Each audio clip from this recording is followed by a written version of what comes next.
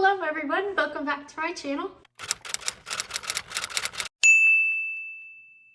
I'm Shauna. If you're new here, this is me. This is my booktube channel. This is my book corner. Welcome. I love having you here. So today's video, I want to just talk about some of the books I've been reading recently. Ones that I've read recently, ones that I'm still reading currently, all of the fun stuff, all of the book stuff. So let's just jump right in. So I'm gonna kind of be going back since I haven't done a, monthly wrap up in a while. I just kind of wanted to talk about some of the books that I've been reading this year. So just in 2022. So starting from January to now, these are the books that I have currently, I just read or I'm currently reading now. I don't think I'm actually reading all that much at once right now, surprisingly, because a few weeks ago, I was reading like 5 books at once. So without further ado, let's go right into it. So the first book that I read this year was Covet by Tracy Wolff.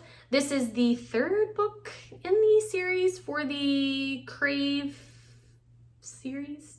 It's a vampire series. I have it somewhere over here. Yeah. First book in the series. This is Crave, and then the next one is Crush. I won't pull that one out. So Covet is the 3rd book in the series. It's very complicated to kind of talk about what it was about, but I have lots of things to say about this series, and I don't know what it says about me, but we're gonna jump right into it. So I read Crave like 2 years ago, I want to say, and then I got Crush. Crush. God, I can't keep them straight. I read Crave like a year and a half, 2 years ago, and then I got Crush and didn't read it for a long time. And then near the end of last year, I finally picked Crush up and read it. And then I got Covet and read that one. I have a lot of feelings about this series. They're bad. They're not, I shouldn't say that. They're not very well written. It's very much, I will say this. If I was 16 or 17 again, and I picked these books up, I would probably absolutely love them. It's one of those Twilight-esque books. And I'm not just saying that because it's about vampires. I'm saying that because it's, you read it with a new kind of perspective on it as you're older, and you're like, oh, there's a lot of things wrong with this. And not so much, some of the characters' actions. I think it's just the story itself isn't really doing a whole lot for me. There's a lot of, I will say this, she has a lot of twists and turns that took me by surprise. And I think that's why I kept reading it. And her 4th book just came out in this series. I think she has one more coming. I know there's another one that's supposed to be not a novella. It's like a full-length book as far as I'm aware, but it's in between 2 books, 1 and 2 or something. It's something like that. I don't know if that one's come out yet or if that's the one that just came out, but I know she's having another one come out as a continuation of the series. Either way, this series, I've kept reading, and I don't know why, because I got the 3rd book and I'm like, why did I get this? Why am I reading this? And it's not just because I'm a perfectionist and when I start a series, I want to finish it. That was part of it. That was how it started. That was how this whole nonsense of me continuing to read these books started. But even then, even once I acknowledged that fact, okay, maybe I'm just reading this because I want to finish the series. I want to finish it off. But then I was like, you know what? That doesn't bother me anymore. I cannot finish a book and be totally fine. That doesn't bother me nearly as much as it used to when I was reading back in high school and college. But I don't know why I kept reading these books. They're just so, I don't know. They're just so not for me, and yet I kept reading them. And I wasted so much time reading them when I could have been reading something that I would have actually enjoyed. So I don't know why I did this to myself. And I even found myself, once I finished the 3rd one, looking at pre-ordering the 4th one. Y'all, what is wrong with me? I don't understand what is wrong with me. There's something in these books that keeps me reading for some odd reason. I will say, as of this moment, I have not bought the 4th book and I do not plan on buying it. I do not plan on buying any more of her books. I'm not going to do it. I'm not going to do it to myself. Anyway, let's move on to the next book that I read this year. Kiss Quotient by Helen Hoang. I'm not sure how to pronounce that. I'm so sorry. But she is an autistic writer. She's on the spectrum, and she wrote this romance. I think all of her romances, as far as I'm aware, like all of her books have to do, like her main characters are on the spectrum, which I think is really, really unique and something that I want to read more of. And I will say that I really enjoyed the Kiss Quotient. It was so cute and so adorable, but also very, very real and raw, and something that I really enjoyed reading because I don't know anyone on the spectrum personally, and I love to see how our main character interacted in a romantic relationship. She didn't want a romantic relationship. She wanted to get her mother, especially, off of her back about finding a man, getting married, settling down, all of that stuff that, you know, most mothers kind of pressure their children into. Not always, but some, most.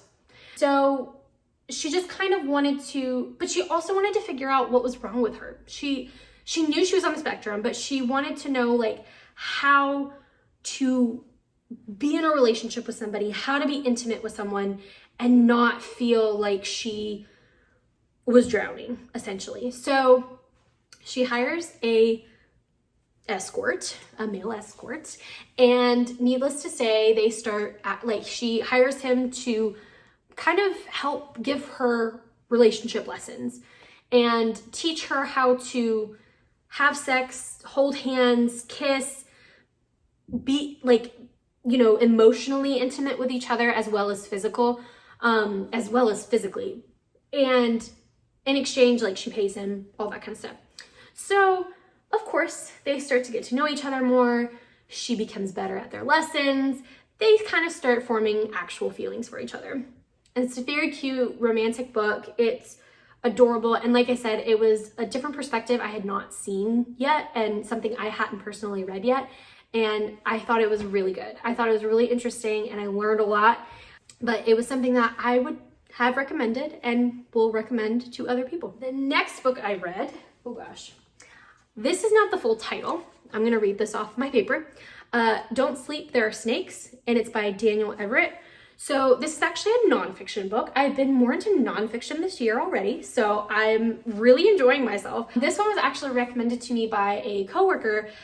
We were talking one day about books, you know, people being in the Amazon and, you know, exploring, traveling, and all that kind of stuff. And he really recommended this book to me. So I read it and it was very interesting and intriguing. So I use those words a lot. I'm so sorry. So this book is about this man, Daniel Everett, who wrote the book. He is a linguist? Yeah. And he also teaches linguistics.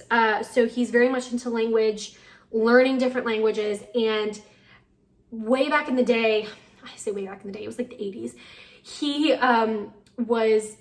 was part of like a missionary group. And so he very much believed in God and was wanting to spread the word and spread the gospel, all that kind of stuff. And so he picked up his family and moved them to a very remote tribe that has never been converted to Christianity before. Many, many people have tried and many, many have failed. Nobody has ever succeeded. And so this, the church that he was with sent him to this location, and he very much wanted to learn the language and also convert them to Christianity. So it was him and his wife and their 3 kids, I want to say. They had several kids. And he talks about his time there. So he spent many years there, not all consecutively. He would spend, you know, like several months, like 9 or 10 months, I think maybe like a year or 2 at a time there, and then go back to like civilization and then come back. So he was like back and forth a lot through a lot of these tribes, and he was in the Amazon. And so this tribe in particular, so this book is about his experience trying to convert this tribe to Christianity, but also trying to learn their language and speak to them and learn their language.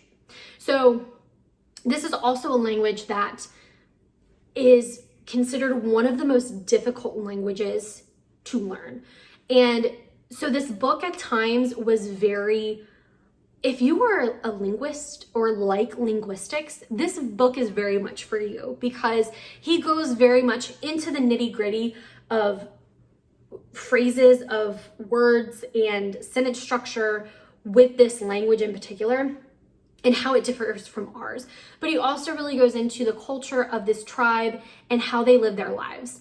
For instance, you know, one of the things that I found really fascinating was the fact that they do not really plan anything in advance. Their culture is very much, you know, we're gonna make a basket to work for this one thing we need it for, and then we're gonna throw it away. And it's not a throwaway, you know, wasteful kind of community. It's very much like, we're gonna build this thing as best we can for now, and then use it, and then we're done. And if we need it again, we'll build it again. So that way of thinking is very much, we don't plan for the future. We don't think about the future. We live in the present. This is where we are now. This is what we need now. This is what we're gonna do now. And if there's problems in the future, we'll cross that bridge when we get to it. So that kind of cultural thinking was very different for me, and obviously very different for our society and what we live in today. And so by the end of the book, he doesn't talk about it as much as I think I would have liked him to talk about it, but he talks about how he himself lost his faith in God and now is an atheist and does not believe in God at all because of living with this tribe. And they actually converted him, not even meaning to, but just in the way that they live. And so it's very different. It's a very unique book. And like I said, it was very nitty-gritty at times and kind of hard to get through. It was very dry. But if you're into linguistics and that kind of information and that knowledge, this book is very much for you. But I was kind of myself hoping it was a little bit more on the side, like focusing more on like the cultural side versus just like the language itself. But that was, yeah. But it was still a very good read. I still thoroughly enjoyed it. The next book I read is They Both Die at the End by Silvera. I don't know how much I should say about this book. I mean, the title says it all. It's a very sad book. It's a very sad book. But again, a really unique take, I think, on, it's not really, I guess it's sci-fi. It's a little bit of sci-fi. But basically we follow our two main characters. We read a couple of different perspectives throughout the book. But mainly we follow these two boys who, they live in New York, I think it's New York City, I'm pretty sure. They live in a city, and there is this company that can predict when you're gonna die. And they call these people, they call you between like midnight and 5 a.m. and they say within the next 24 hours, you are going to die. We don't know how, we don't know exactly when, but sometime within the next 24 hours, you will die. Please like live your life, your last day to your fullest, you know, all of that kind of stuff. So, and there's also different things that people can do. Like this society has, you know, different companies that will help you have these like experiences that you've always kind of wanted to do, like skydiving and stuff, but also like it's in a very safe environment because they obviously don't want people to die trying to do these things. But yeah, so obviously the book starts off, our two main characters, they've gotten a call saying they're gonna die at the end of the day. And they don't know each other, but they happen to meet through the book, and they decide to live their last day as much as they possibly can. And it's so cute. It's so cute and it's so sad. This book was definitely a good book and one I will recommend to other people if you can handle the fact that, you know, they both die at the end. So enjoy. Okay, so the next book I read this year was Such a Fun Age by Reid. This one was actually a book club read with my school that we were doing. I unfortunately missed the talk with the author. I'm so mad at myself, but it's fine. She actually did like a Zoom call with like the book club, and it was moderated and they asked questions and all that kind of stuff. I saw parts of the recording of it. I haven't been able to watch the full thing just yet. So far it was really good. But the book itself was really interesting. It's about a young woman young Black girl who is a nanny for this white family. She takes care of their oldest daughter, and I think she's only like 4 or 5 maybe. She's very young. And they have another child, but he's a baby, and the mother just kind of takes care of him, and she just needs her to take care of the youngest one, or the oldest one, most of the time. So it starts off, the mother calls this girl saying, you know, we really need you last minute. I'm so sorry. You know, something's come up, an emergency. We need you to take care of the child. Again, so sorry, I can't remember names.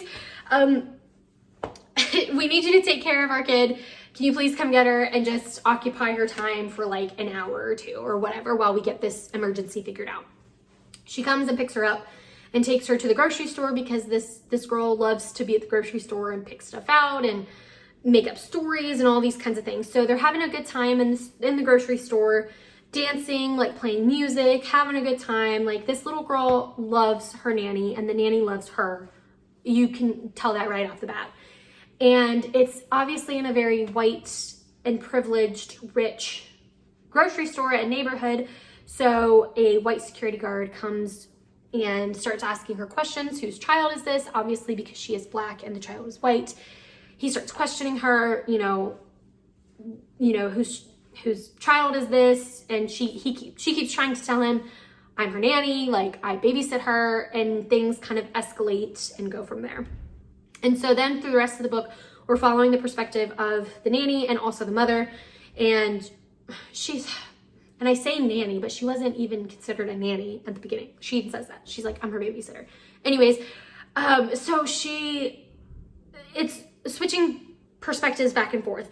I will say this book made me so uncomfortable. Not because it was bad. I'm going to say that it was not a bad book. It made me uncomfortable because of the situations that were happening and knowing for a fact these things happen every single day. So, and I think that's what it's meant to do. It's meant to make you sit there and question and feel uncomfortable. It's meant to make you feel uncomfortable. It's meant to make you think about a lot of these things. And I feel like all of the characters were very flawed. And I think that was her intention. I really want to watch the recording of the talk and see interviews with the author, because I will be honest, I feel like a lot of it kind of went over my head.